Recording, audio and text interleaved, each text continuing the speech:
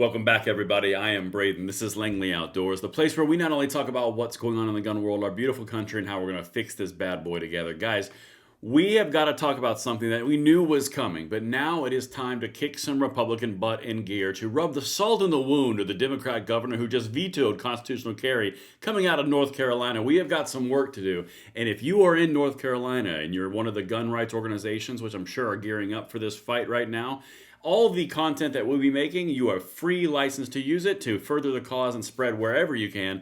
Let's get into that. Everything will be linked in the description box below. And guys, of course, make sure you hit that like button, subscribe to the channel, and turn the notification bell on because this fight is about something bigger than just ourselves. And I know each of you know that. So thank you to them. And guys, let's dive right into this. All right. So this is coming from NAGR. This happened last night. National Association for Gun Rights slams Governor Stein's veto of constitutional carry and targets turncoat Republicans. And I'm going to show you what the Republicans did in a second in North Carolina, but this is the fight that we knew was setting up. Well, now it has come to pass, okay?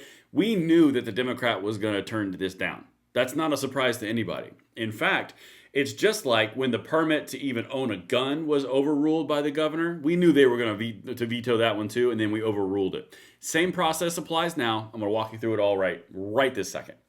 All right, Democrat Governor Josh Stein vetoed Bill SB 50, the constitutional carry bill, spitting in the face of North Carolina's pro-gun voters. I would agree.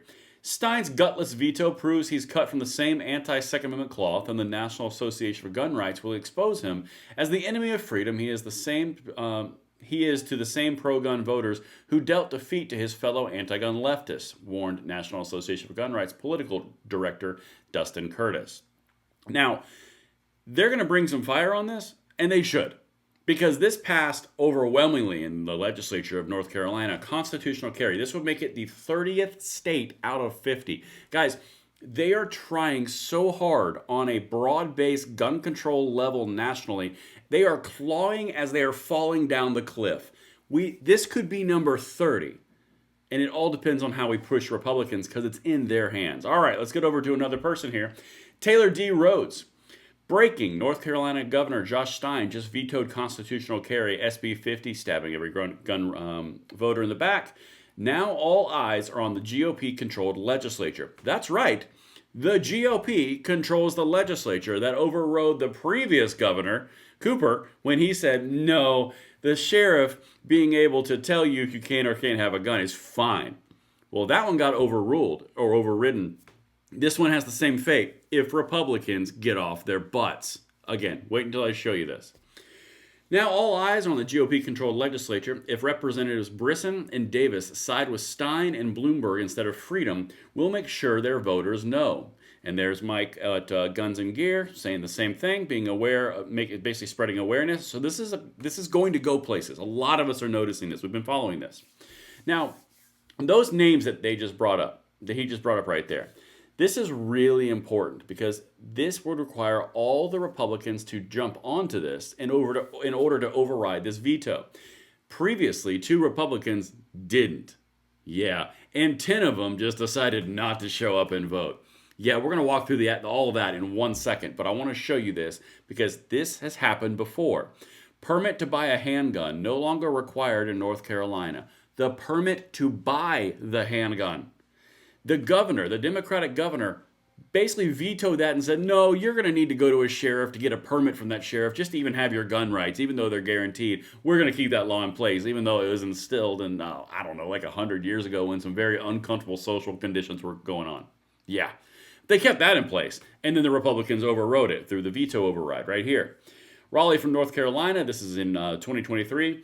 North Carolina residents can now buy a handgun without getting a permit from a local sheriff. After the Republican-controlled legislature on Wednesday overrode the Democratic governor's veto, the first since 2018. Well, let's make a second one in 2025. Okay, this has happened before. There is precedent. This is not unbelievably of a far reach. That's why I show you this. Because look who needs to be motivated. And again, this is important. If you're in North Carolina, free license to anything we create on this. Follow me at Braden LOA because all the stuff that we'll be creating will be dropped there in a lot more frequency. Full license, okay? Democrat Governor Josh Stein vetoed a bill Friday that would allow North Carolinians over the age of 18 to carry guns without a concealed carry permit. my God, adults. The measure was co-sponsored by the Senate's Republican leader, so there's a hunger for it in the Senate. Quote, this bill makes North Carolinians less safe and undermines responsible gun ownership, Stein said in a statement. The old safety argument from the left. Shocking. Senate Bill 50 would repeal the training rules and background checks currently required to get a concealed carry permit and lower the age of carrying a concealed pistol from 21 to 18. So when you're considered part of the people, I mean, why is this difficult? You hit 18, you can get married, you can go to war, you can get in a mortgage, you can do all these things, except you can't have gun rights. Those are questionable. Why is this even okay, anyway, different video. Currently, the permit process requires applicants to pass a background check by their local sheriff, pay an $80 fee, and pass tests proving they can shoot relatively accurately and understand the relevant laws on gun possession and self-defense. You know what else really helps?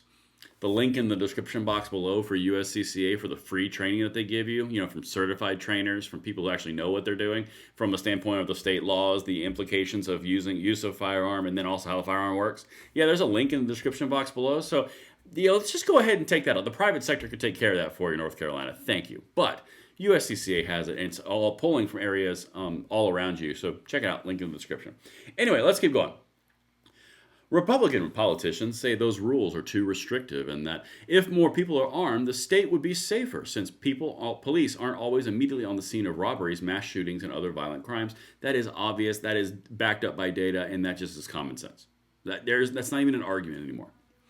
Law-abiding North Carolinians shouldn't have to jump through hoops to effectively exercise their Second Amendment rights, Senate Leader Phil Berger said in a statement. Berger, who co-sponsored the bill, said he'd pursue a veto override in his chamber. It's past time for us to join the majority of states that recognize constitutional carry. Yes, it is. Let's do this. Here's the problem. Right here. The Republicans. Watch this. The House has passed this bill 61 to 46 on June 11th. It requires 72 votes in the 120-member chamber to override a governor's veto if all representatives are present. Representative Brinson and Representative Davis, Republicans, both of them, and 10 Republicans missed the vote. Hey, we're going to need you not to vote against us, and we're also going to need to actually show up. Weird. If in the Senate, 4 Republicans missed the vote. The chamber passed the bill 26 to 18 in March. It requires 30 votes in the 50-member chamber to override a governor's veto, and if all senators are present. There are currently 30 Republicans in the Senate. No Republicans voted against the bill. So it seems like the Senate's pretty good. Hey, North Carolina House, get your ish in order.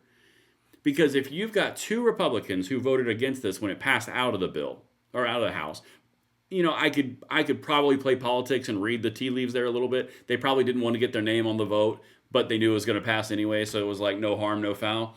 Well, now those 2 people need to vote yes to override the veto, and those 10 that just decided not to show up, yeah, they might need to show up. This is the task right here you have in North Carolina. You can do this. It's fully there. But you have to push your reps and bend them to your will, because the only way that they keep going is if you don't know this information. So spread this stuff out. That's what I've got for you guys. Let me know what you think in the comments below, and I will see you on the next one. I'm Braden. See you later.